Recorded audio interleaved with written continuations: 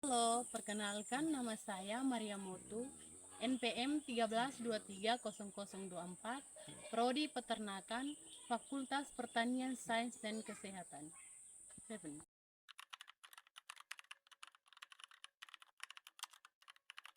Halo, selamat datang di Desa Kabuna, Kecamatan Kekuluk Mesa, Kabupaten Belu, Nusa Tenggara Timur. Saya mahasiswa semester 5 program studi peternakan. Saya akan melakukan penyuluhan di masyarakat Desa Kabuna terkait kesehatan dan sanitasi kandang. Masalah atau kondisi nyata yang saya temukan di lapangan.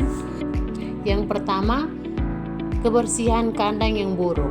Banyak kandang tidak dibersihkan secara rutin sehingga kotoran menumpuk. Dampaknya, yang pertama, bau menyengat yang mengganggu lingkungan sekitar. Yang kedua, penyebaran lalat dan serangga. Yang ketiga, meningkatkan resiko penyakit pada hewan. Yang kedua, drainase dan sistem pembuangan yang tidak memadai. Air kotor atau limbah sering tidak mengalir dengan baik dan mengenang di sekitar kandang. Akibatnya, yang pertama, menjadi tempat berkembang biak bakteri, nyamuk, dan parasit. Yang kedua, lingkungan kandang menjadi lembab dan tidak higienis. Yang ketiga, ventilasi yang kurang baik. Kurangnya sirkulasi udara dalam kandang dapat menyebabkan yang pertama, amonia dari kotoran menumpuk. Yang kedua, hewan stres dan daya tahan tubuh menurun. Yang ketiga, risiko penyakit pernapasan meningkat. Yang keempat, kurangnya pengetahuan tentang manajemen kesehatan hewan. Sebagai peternak belum memahami. Yang pertama, pentingnya vaksinasi rutin. Yang kedua, penggunaan obat yang tepat. Yang ketiga, penanganan hewan sakit agar tidak menular. Hal ini menyebabkan tingginya angka kematian. Yang kelima, penumpukan populasi. Kandang yang terlalu penuh menyebabkan yang pertama, hewan mudah stres. Yang kedua, penyakit lebih cepat menyebar. Yang ketiga, pertumbuhan hewan terhambat. Yang keenam, kontaminasi pakan dan air minum. Pakan dan air sering terkontaminasi oleh yang pertama, kotoran hewan. Yang kedua, hama seperti tikus. Yang ketiga, bakteri atau jamur. Ini meningkatkan resiko diare dan penyakit infeksi. Yang ketujuh, minimnya pengelolaan limbah kandang. Limbah kotoran sering dibuang sembarangan sehingga menyebabkan yang pertama, polusi lingkungan. Yang kedua, bau tidak sedap. Yang ketiga, pencemaran sungai atau sumber air sekitar. Yang kedelapan, penyakit zoonosis.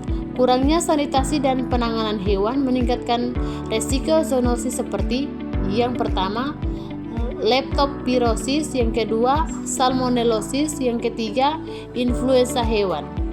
Resiko ini bisa menular ke manusia bila tidak dikelola dengan baik.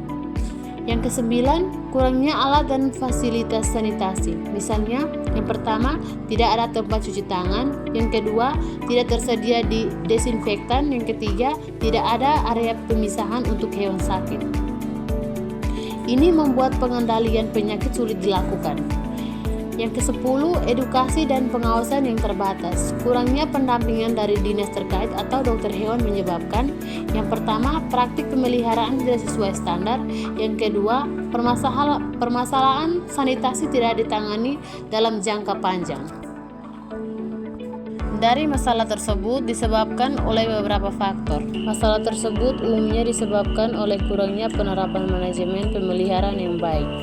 Hal ini mencakup minimnya pengetahuan peternak tentang sanitasi, kesehatan hewan, dan standar pemeliharaan. Selain itu, keterbatasan fasilitas seperti drainase, ventilasi, dan alat sanitasi membuat lingkungan kandang tidak berkelola dengan baik. Kekurangan modal juga sering menyebabkan kandang tidak direnovasi atau peralatan tidak ditingkatkan.